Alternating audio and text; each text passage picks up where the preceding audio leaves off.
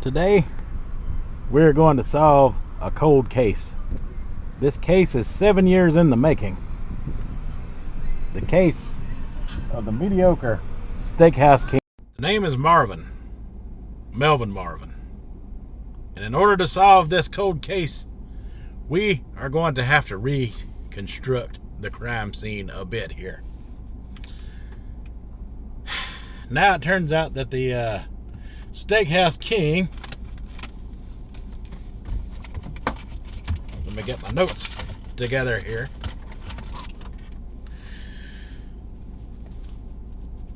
hasn't been out for quite some time.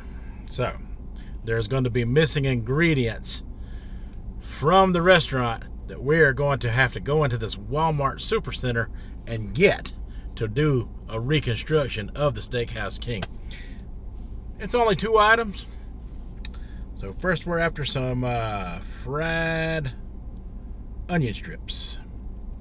Now, I'm not 100% sure that the fried onion strips that I will be getting in here will be the same ones that they used on the Steakhouse King back 7 years ago, but it is the best I can do.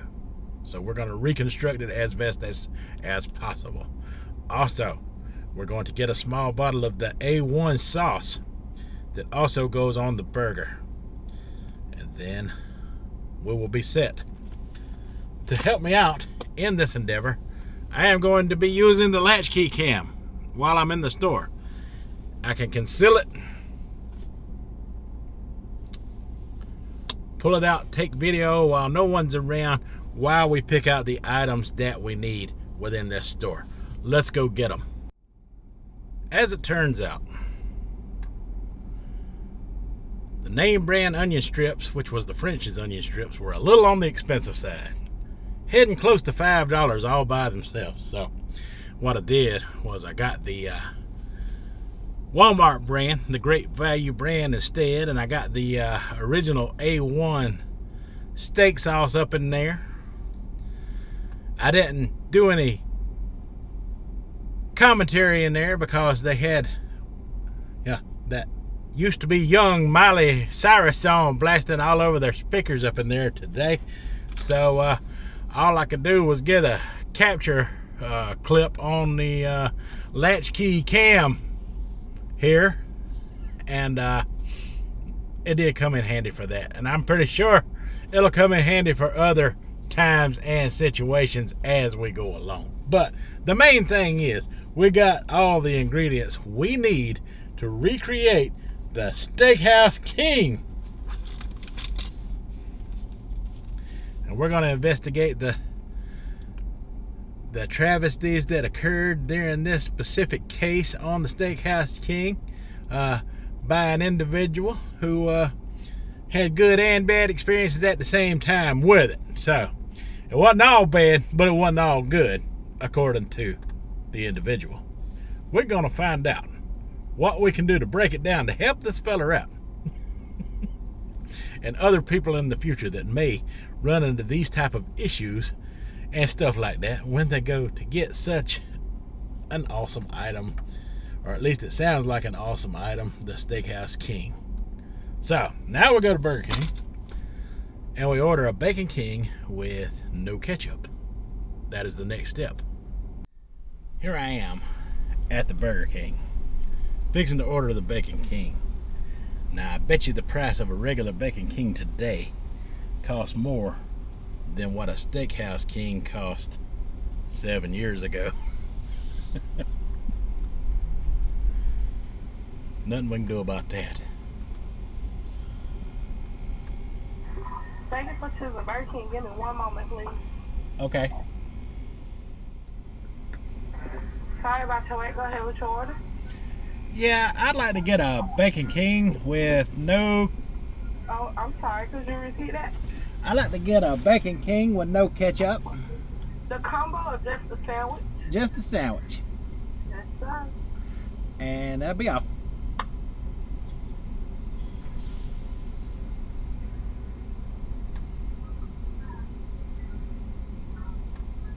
Pull around to the first one, please. Thank you. All right, thank you.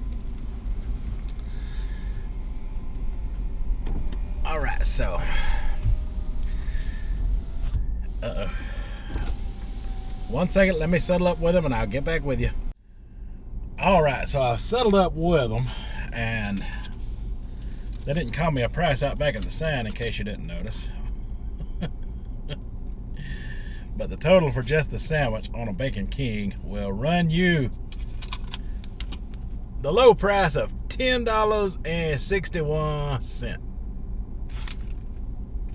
$10.61. Ridiculous. Alright, they just switched over from breakfast to lunch. I got 2 cars in front of me. I should be able to get this thing pretty hot, pretty fresh, and then we will reconstruct the sandwich as need be once we get it in our hands. But I will spare you that waiting time, and we will catch up with you whenever we get parked and a place to reconstruct the crime scene. Even though the biggest crime is that $10.61 for just a burger. All right, so we got everything we need. We got the Bacon King, and like I said, it is hot and fresh. Ooh, boy. It is hot to the fingertips. Now, it is a big sandwich. But is it a $10 sandwich? Whoop. So, here's what we're looking at so far, folks. Let me take you down for a close-up view of what we're got going on here. Because some of the things in my report that I've got wrote down, we got to talk about that are on this sandwich right now before we do the reconstruction. Whoo, it is hot on my leg. It's burning my leg. It's so hot.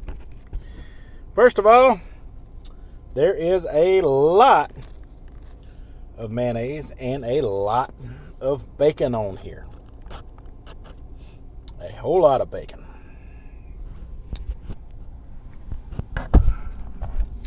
They don't call it the Bacon King for nothing.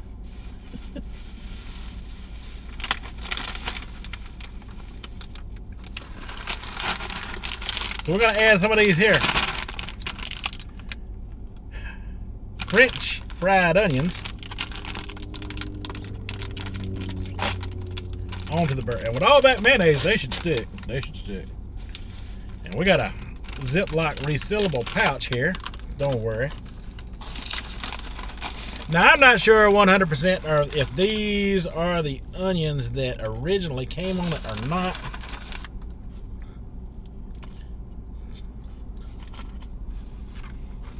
But they are good. And I will use them for another time. And the only other thing we got to add here is this A1 steak sauce. Fresh bottle. Stuff ain't cheap either. Let me shake it up just to make sure we got it shooken up. Now, I don't know how much A1 steak sauce to add. I'm just going to add it right there on top of the onions. A little bit on the bun there, not much. Alright. Now, I'm thinking that is a good looking Steakhouse King right there. Look at that.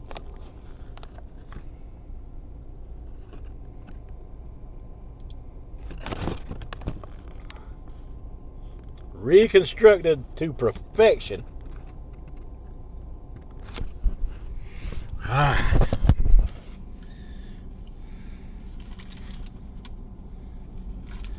Put it all back together.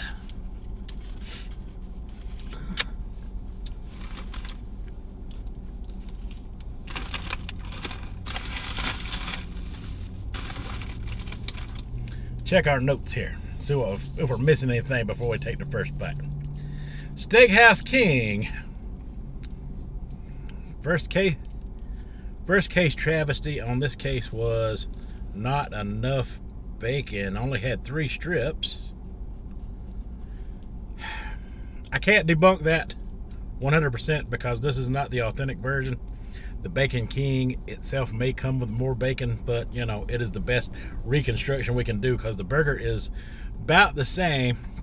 But I'm pretty sure, like most restaurants, they are supposed to use a certain amount of bacon per sandwich. So if it only had 3 strips and that's what they were instructed to count out and cook for it, really nothing you can do about that except for order extra bacon and pay for it. So technically, even though I can't debunk it, I can debunk it at the same time if there is a set amount of bacon that the restaurant is supposed to use.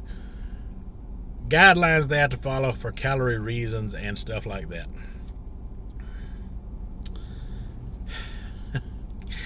Theirs was missing the fried onions. So maybe they don't even know what kind of onions they were supposed to have. So we got fried onions on there. That's all I can tell you. And if you're doing a food review, you're responsible for making sure those things are on there in the first place. Alright, we'll move right along to the rest after this. I mean, because, you know, you're a food reviewer. Make sure it's right.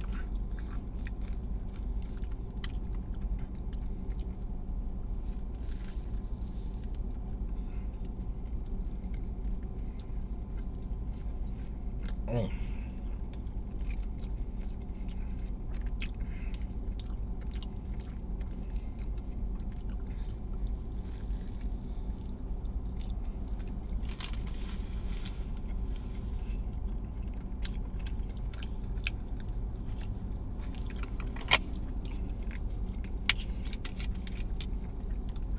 Washed the palate out. I'm just now getting to the onions and the A1 and the mayonnaise all together.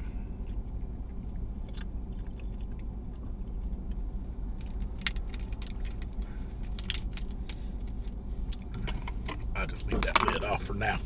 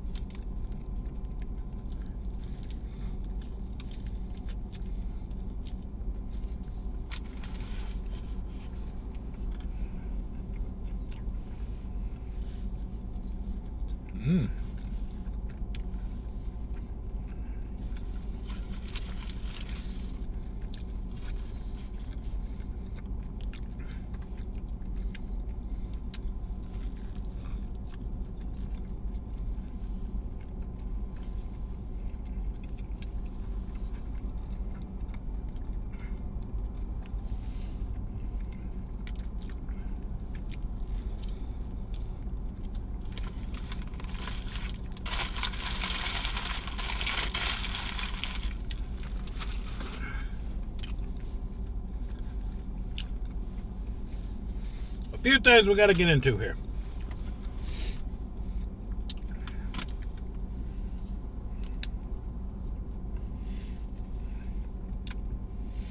Too much mayo. On this sandwich, there's no such thing. Mayo and A1's steak sauce. Was a little concerned about how the mixture would go well together.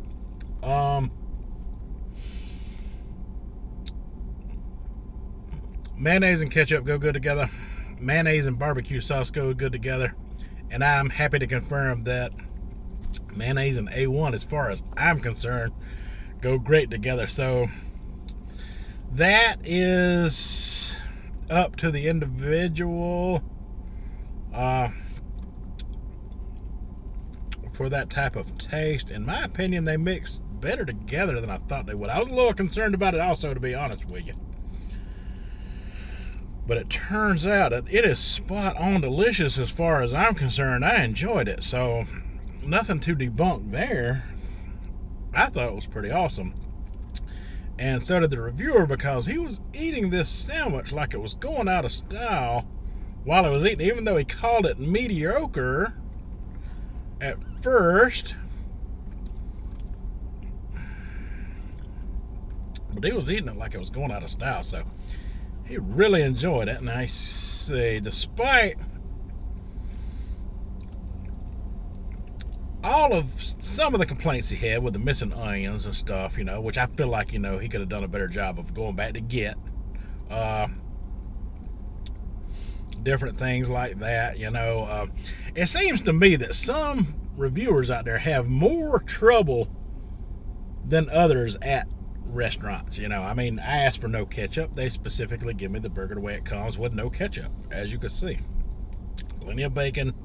That is an issue that may come down to product count. Maybe they're not supposed to put no more bacon than 3 strips on there. That might be what they're instructed to do. I don't know, but I know most of these restaurants, have to keep up with what